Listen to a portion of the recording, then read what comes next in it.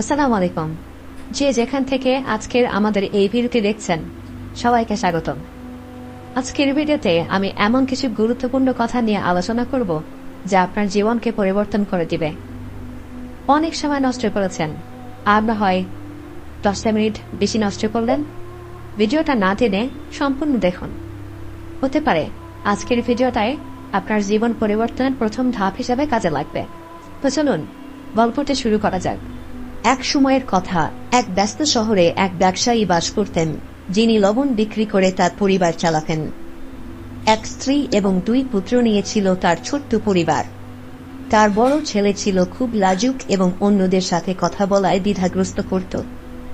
অন্যদিকে ছোট ছেলে ছিল খুবই আত্মবিশ্বাসী ও প্রাণবন্ত। লোকেরা প্রায় বড় ছেলেকে তার চুপচাপ স্বভাবের জন্য বোকা ভাবত। অনেকেই তার সরলতার সুযোগ নিত, কিন্তু সে কখনো অভিযোগ করত না। ব্যবসায়ী লোকটি তার বড় ছেলের লাজুক আচরণে প্রায় হতাশ হতেন এবং তাকে মাঝে মধ্যে কঠোরভাবে বকাঝকা করতেন। এতে বড় ছেলের আত্মবিশ্বাস আরও ভেঙে পড়ত। বড় ছেলে যখন বড় হতে লাগল, তার আত্মবিশ্বাসের অভাব তার পড়াশোনাতেও প্রভাব ফেলতে শুরু করল। পরীক্ষায় ভয়ে সে সঠিকভাবে উত্তর লিখতে পারত না, ফলে পড়াশোনায় পিছিয়ে পড়ত। শেষ পর্যন্ত যখন সে যুবক হল, তখন তার বাবা তাকে বড় ছেলে হওয়ায় পারিবারিক ব্যবসায় সাহায্য করতে বললেন। বাবাকে হতাশ না করার ভয়ে সে রাজি হল, কিন্তু তার নার্ভাসনেসের কারণে প্রায়ই ভুল করত, ঠিকমতো কাস্টমারের সাথে কথা বলতে পারত না। ফলে তার বাবা আরও রেগে যেত। একদিন যখন সেই ব্যবসায়ী বাইরে ছিল, তখন কিছু ধূর্ত লোক দোকানে এসে মিথ্যা বলল যে তোমার বাবা আমাদের পাঠিয়েছেন শহরে সব লবণের বস্তা নিয়ে যেতে। যুবকটি তাদের পাল্টা প্রশ্ন করতে দ্বিধা করল এবং কিছু বুঝে ওঠার আগেই তারা সমস্ত মাল নিয়ে চলে গেল। রাতে যখন তার বাবা ফিরে এসে দেখে দোকান খালি, তখন তিনি রাগে ক্ষিপ্ত হয়ে চিৎকার করলেন, অপদার্থ, তুই আমার সবকিছু লুটিয়ে দিয়েছিস। তুই এখনই আমার চোখের সামনে থেকে চলে যা, আর কখনো ফিরে আসবি না। বাবার করা কথায় যুবকটি ভীষণভাবে ভেঙে পড়ল।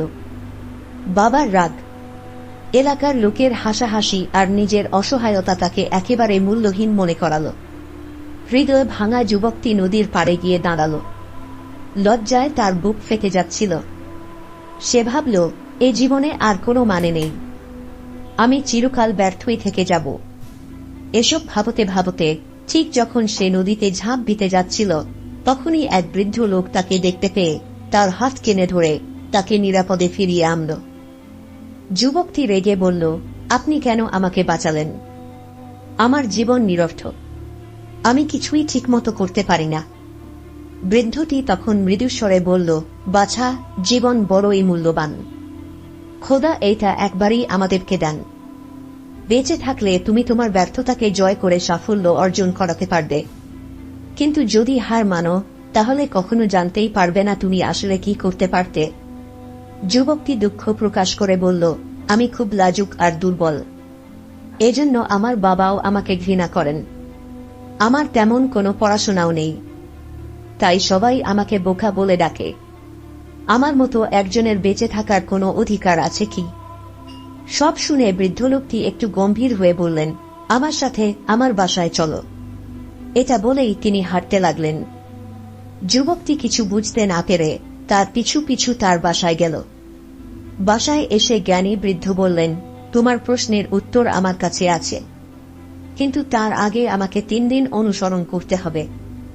যদি তুমি আমার 3টি কাজ সম্পন্ন করো, আমি তোমার জীবনে পরিবর্তন এনে দেব। আশার আলো দেখতে পেয়ে যুবক রাজি হয়ে গেল।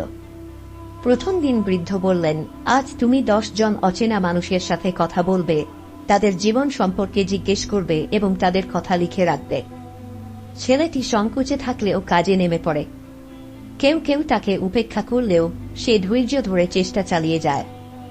সন্ধ্যা নাগাদ সে 10 জনের সাথে কথা বলে এবং কয়েকজন নতুন বন্ধুও পায়। দ্বিতীয় দিন বৃদ্ধ বললেন, আজ তুমি 10 জন শিশুদের সামনে পানি কেন গুরুত্বপূর্ণ তা শেখাবে। ছেলেটি চমকে উঠে বলল, আমি তো ঠিকভাবে পড়াশোনা করিনি, আমি কিভাবে শেখাবো? বৃদ্ধ হেসে বললেন, তারা তো জানে না তুমি অশিক্ষিত, তুমি যা জানো সেটাই ওদের বলবে।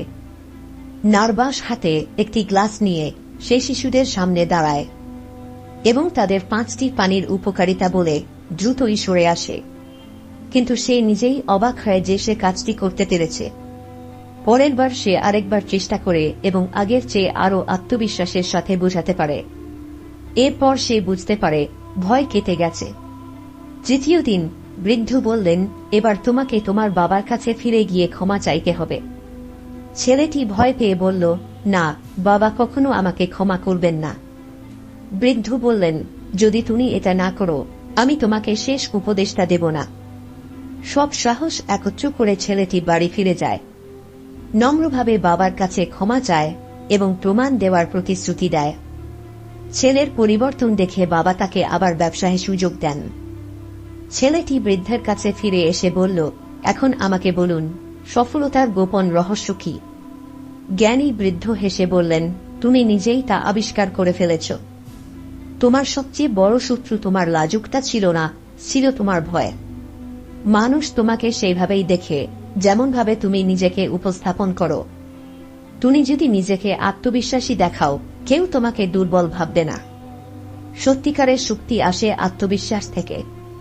চোখে কৃতজ্ঞতার অশ্রু নিয়ে ছেলেটি মাথা নত করে বলল, আমি বুঝতে পেরেছি। এবার আমি আর ভয়কে জয়ী হতে দেব না।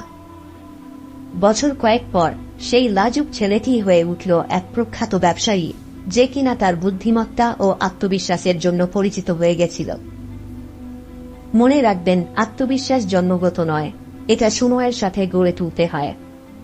যে কেউ যত লাজুকই হোক, যদি নিজেকে বিশ্বাস করে, তবে সে শক্তিশালী হয়ে উঠতে পারে। ভয় ও সন্দেহ আমাদের আটকে রাখে, আর সাহস ও অধ্যবসায় আমাদের বদলে দিতে পারে।